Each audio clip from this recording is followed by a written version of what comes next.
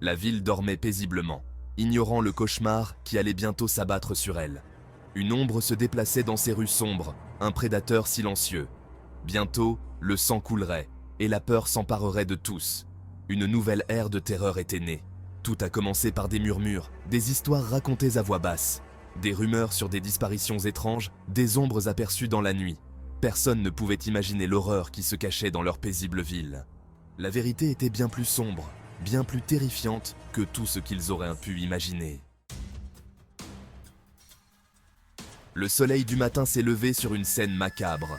Les premiers rayons de lumière perçaient à travers le brouillard, révélant une réalité sombre et troublante.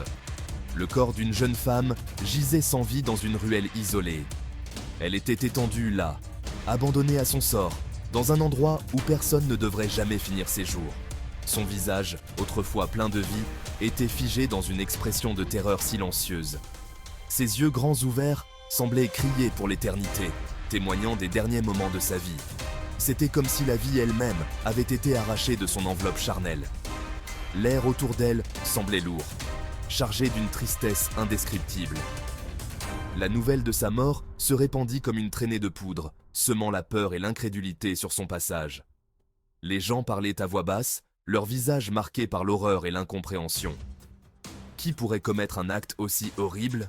Les rumeurs allèrent bon train, chacun suspectant l'autre, la méfiance s'installant dans la communauté. La police a lancé une enquête, déterminée à traduire le coupable en justice. Les officiers travaillaient sans relâche, fouillant chaque recoin, interrogeant chaque témoin potentiel. Mais plus ils découvraient d'indices, plus l'affaire devenait complexe.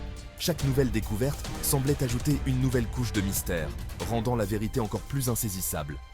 Les détectives savaient qu'ils devaient agir vite, avant que la peur ne paralyse complètement la ville. Une chose était claire, ce meurtre n'était pas l'œuvre d'un criminel ordinaire. Une seule balle en argent était logée dans le cœur de la victime. Une signature macabre qui glaçait le sang des enquêteurs les plus endurcis. C'était comme si le tueur défiait les forces occultes elles-mêmes. Des rumeurs ont commencé à circuler sur un tueur possédant une connaissance ancienne du surnaturel. Certains ont murmuré qu'il s'agissait d'un chasseur de monstres, purifiant le monde du mal, tapi dans l'ombre. D'autres pensaient qu'il était lui-même un serviteur des ténèbres, accomplissant un rituel tordu. Au fil des jours et des semaines, la ville sombrait dans une peur palpable. Les ombres semblaient plus profondes, la nuit plus longue. Les gens avaient peur de sortir, hantés par l'idée que le tueur à la balle d'argent puisse frapper à nouveau. La police subissait une pression immense pour retrouver le tueur, mais l'affaire s'est avérée déroutante. Chaque nouvelle scène de crime apportait plus de questions que de réponses, et la vérité semblait leur échapper comme du sable entre les doigts. 5e section. Un profil inattendu. Au milieu du chaos et de la peur, une lueur d'espoir est apparue. La police a finalement identifié un suspect, un homme solitaire et discret du nom d'Antoine Dubois. Antoine était bibliothécaire, connu pour son amour des livres et son comportement doux. Personne ne pouvait croire qu'il était capable de commettre de tels actes. Pourtant, les preuves étaient accablantes. Des armes, des munitions et des journaux remplis d'obsessions étranges sur les monstres et le surnaturel ont été retrouvés à son domicile. 6e section. La chasse aux monstres. L'arrestation d'Antoine a provoqué une onde de choc dans la communauté. Comment cet homme apparemment ordinaire a-t-il pu être le monstre qu'il recherchait? Lors de son interrogatoire, Antoine a avoué les meurtres, mais son récit a glacé le sang des enquêteurs chevronnés. Il a parlé d'anciennes prophéties, de créatures maléfiques se cachant parmi eux, portant des masques d'humanité. Il a affirmé qu'il n'était pas un meurtrier, mais un sauveur, délivrant le monde d'une menace invisible. 8e section. La vérité derrière la folie. Dans cette section, nous plongeons dans les ténèbres de l'esprit humain, explorant les événements qui ont conduit Antoine à sombrer dans la folie.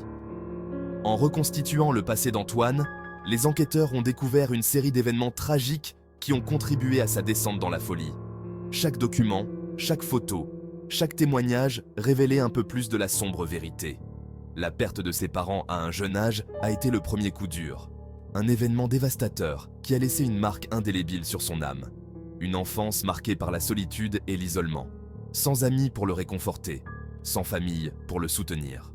Antoine se retrouvait souvent seul, perdu dans ses pensées sombres.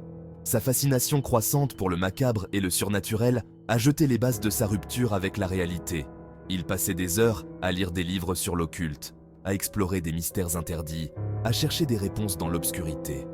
Les frontières entre réalité et fantasme s'estompèrent, jusqu'à ce qu'il ne puisse plus les distinguer. Les visions devenaient de plus en plus fréquentes, de plus en plus terrifiantes. Le monde est devenu un endroit sombre et menaçant, peuplé de créatures de la nuit. Chaque ombre, chaque bruit devenait une menace potentielle, une manifestation de ses peurs les plus profondes. Et il était le seul à pouvoir les arrêter. Convaincu que sa mission était de protéger le monde des forces obscures, Antoine s'est lancé dans une quête désespérée, armé de son courage et de sa détermination. Son journal, rempli de notes cryptiques et de dessins inquiétants, témoignait de son combat intérieur. Ses yeux, autrefois pleins de vie, étaient eux maintenant hantés par les horreurs qu'il avait vues. Debout, au bord d'un précipice, il contemplait l'abîme, prêt à affronter ses démons. Mais il y avait eu des moments de bonheur, des éclats de lumière dans l'obscurité, des souvenirs d'une époque où la vie était encore pleine de promesses et d'espoir.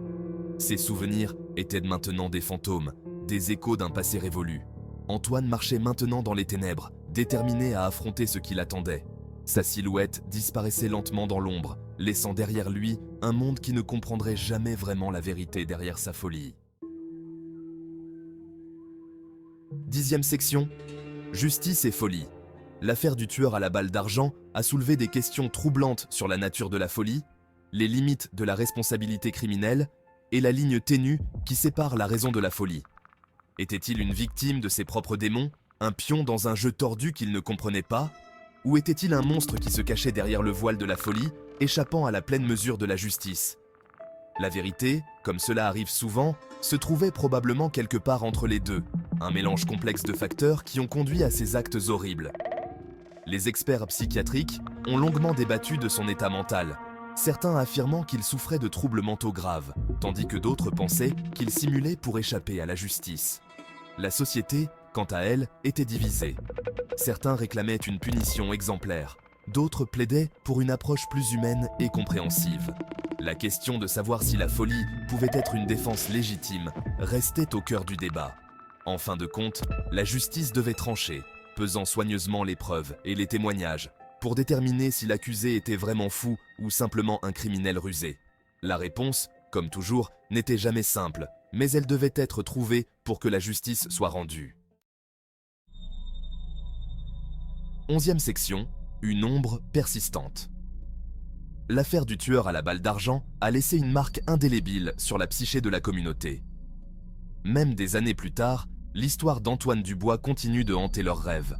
Un rappel constant que le mal peut prendre de nombreuses formes et que parfois, les monstres les plus terrifiants sont ceux que nous créons nous-mêmes. Et la question demeure, était-il vraiment fou ou le monde est-il plus étrange, plus terrifiant que nous ne voulons l'admettre? Peut-être que la vérité se trouve quelque part dans l'ombre, attendant d'être découverte.